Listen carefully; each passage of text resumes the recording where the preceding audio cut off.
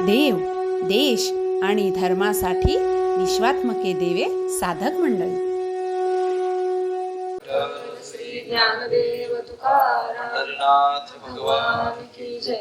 माऊली ज्ञानेश्वर महाराज की जय. सच्चिदानंद श्रीपाद बाबा की जय. सच्चिदानंद रामदास बाबा की जय.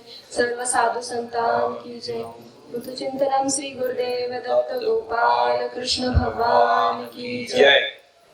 गुरुर् ब्रह्मा गुरुर्विष्णू गुरुर्देव महेश्वरा. गुरुर् साक्षात् परब्रह्म तस्मै श्री गुरुवे नमः. तस्मै श्री गुरुवे नमः. गुरु ते ब्रह्म, गुरु ते विष्णू आणि गुरु ते देव असे जगद्गुरु संत श्रीपाद बाबा यांच्या 28व्या पुण्यतिथी निमित्त आपण इथे एकत्र झालेलो आहोत.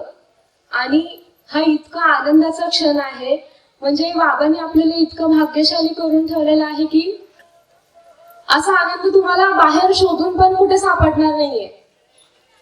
मग आता आज तुम्ही जा बाहेर शोधायला, काय भेटेल तुम्हाला? काय तारीख आहे आज आणि उद्या?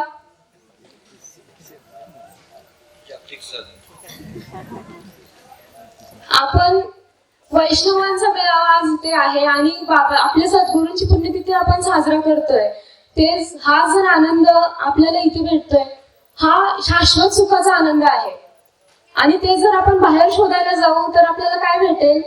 आज सगळीकडे, आज आणि उद्या सगळीकडे काय सुरू आहे? पार्टी सुरू आहे, नाही का? आपण काय करतोय? आपण वैष्णवांचा मेळावा, आपण संतांची संगत आहे ही, त्या महात्म्यांच्या मेळाव्यामध्ये आपण तो आपली सद्गुरूंची पुण्यतिथी आपण साजरा करतोय. ते काय सेवन करतात ते, आणि काय पिऊन पार्टी करतात? आपण गोअमृत पितो आहे. आणि ते म्हणजे कुठल्या गाण्यांवरती नाचतात ते गाणी अशी, त्याला काय अर्थही नसतो. मी ऐकले आहे ते गाणे, तुम्हाला आनंद भेटेल, तो आनंद आसुरी आहे आणि त्याने तुम्हाला काही लाभ तर होणार नाही, पण डोकं मात्र नक्की दुखेल. आणि आपण कशावरती नाचतो? त्या संतांनी रचलेल्या, प्रेमाने, प्रेम भावातून रचलेल्या हरिपाठावरती नाचतो आपण. मग अशा संतांच्या मेळाव्यात इतकं आपल्याला बाबांनी भाग्यशाली करून ठेवलेलं आहे.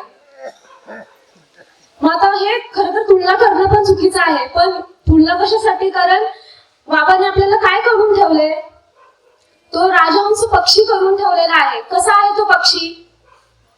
त्या पक्षीच्या चोचीमध्ये कसे विशिष्ट ग्रंथी आहेत की त्याच्या चोचीमध्ये मोती जरी गेलं तरी तो विरघळतो त्या ग्रंथींमुळे.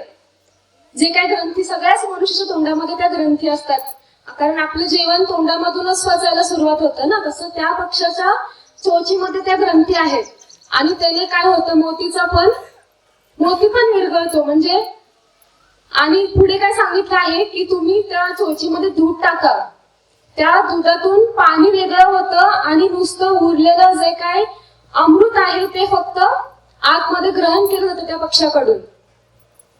म्हणजे बाबांना इथे काय सांगायचं आहे की समाजामध्ये अशा बऱ्याच गोष्टी घडत असतात की ज्या कदाचित आपल्याला न ऐकणाऱ्या किंवा न पाहणाऱ्या सारख्या आहेत, आणि त्यांनी श्रवण केलं तर आपली अधोगती होऊ शकते.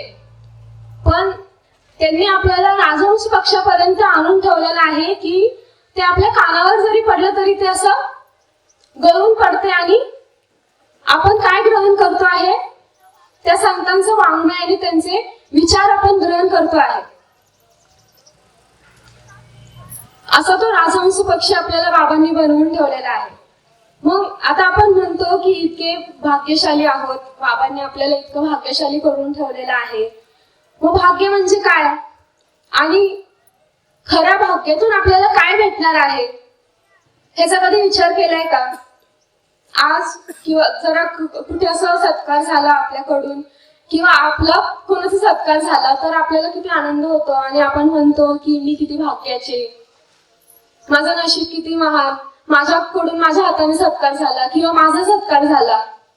आणि त्याच ठिकाणी जर उद्या आपली निंदा झाली तर आहे का ते भाग्य मग आपलं? मग आपण काय साजरा करत होतो? मग तसंच आज जर मी असं म्हटले की परमार्थामध्ये पण असंच आहे ना, की आज जर मी म्हटले मला प्रवचन करायला भेटलं आहे, माझं भाग्य किती महान आहे.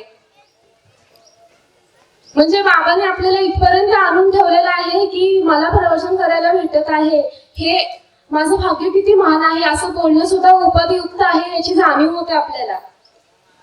मग आपलं खरं भाग्य कशात आहे? म्हणजे हेही भाग्यच आहे, पण आपलं खरं भाग्य कशात आहे? त्या संतांच्या चरणामध्ये लीन राहण्यातच आपलं खरं भाग्य आहे. मग सहजासहजी त्या संतांचे चरण आपल्याला भेटतात का? सहज संतांचं द्वार ते आपल्याला भेटतंय का? अर्जुनाचं उदाहरण आहे नाही का, त्याला महर्षी व्यासांचा बोध त्याला कधी झाला?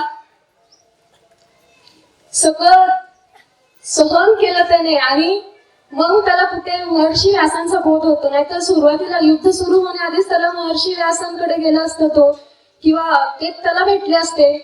तो जेव्हा वनवासात असतो तेव्हाच त्याला महर्षी व्यास भेटले असते आणि तेव्हाच त्यांच्याकडून त्याने बोध करून घेतला असता.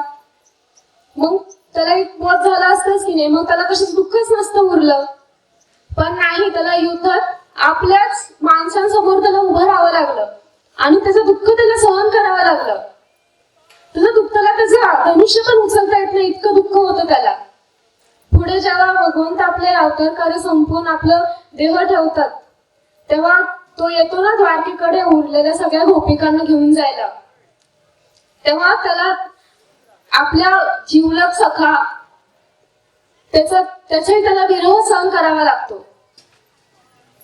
आणि नंतर मग जेव्हा तो सगळ्या गोपिकांना घेऊन जातो तेव्हा तो अर्जुन कसा असतो? तो अर्जुन असतो का? नाही, त्याला गर्व आलेला असतंय की मी युद्ध जिंकलो आहे, मी एवढे सगळे वनवासातले वर्ष मी ते जगलो आहे, म्हणजे वनवासात मी आपलं जीवन काढलेलं आहे, मी युद्ध जिंकलो आहे, मी एवढ्या बलाढ्य सगळ्या योद्ध्यांना हरवलेला आहे. खर तर अर्जुन त्यांच्या समोर काहीच नाही. कुठे ते भीष्माचार्य आणि तो कर्ण आणि त्याचे शिक्षक द्रोण त्याच्या समोर. मग त्याला या गोष्टीचा गर्व असतो. आणि जेव्हा तो त्या गोपिकांना घेऊन जातो आणि त्या गोपिकांचं जेव्हा त्या साध्या तस्करांकडून त्यांचं हरण होतं तेव्हा त्याला धनुष्य बाणही उचलता येत नाही किंवा त्याला बाणही सोडता येत नाही. आणि तेव्हा तो हताश होतो. तेव्हा त्याला समजतं की, तेव्हा त्याला जाणीव होतं की हे सगळं कोणाचं सामर्थ्य होतं? त्या भगवंताचं सामर्थ्य होतं. आणि त्याच्यामुळे आपण वनवासात असताना आपल्याला दुःखाचा स्पर्श पण झाला नाही. युद्धांमध्ये एवढ्या बलाढ्य योद्ध्यांना आपण हरवले. मग त्याला जाणीव होते. आणि तेव्हा कुठे तो महर्षी व्यासांकडे जातो आणि तिथे गेल्यानंतर मग तो दुःखाने ग्रासलेला असतो की नाही, मी असं सगळं एवढं युद्ध जिंकलो तरी माझ्या हातून साध्या तस्करांना हरवलं गेलं नाही आणि माझ्या डोळ्यांसमोर गोपिकांचं काय झालं, हरण झालंय. मग तेव्हा त्याला कुठे महर्षी व्यास बोध करतात, कालगतीचा बोध करतात की तू कालगती समजून घे आणि हे तुला दुःख करण्यासारखं काही नाहीये, हा कालगतीचा सगळा खेळ आहे आणि त्यांचे कर्मांचे संबंध आहे. मग त्याला कसे भेटले महर्षी व्यास? सगळं दुःख सहन केलं त्याने, आपल्या माणसांचा विरह सहन केला, आपल्या जीवलग सखाचा विरह सहन केला.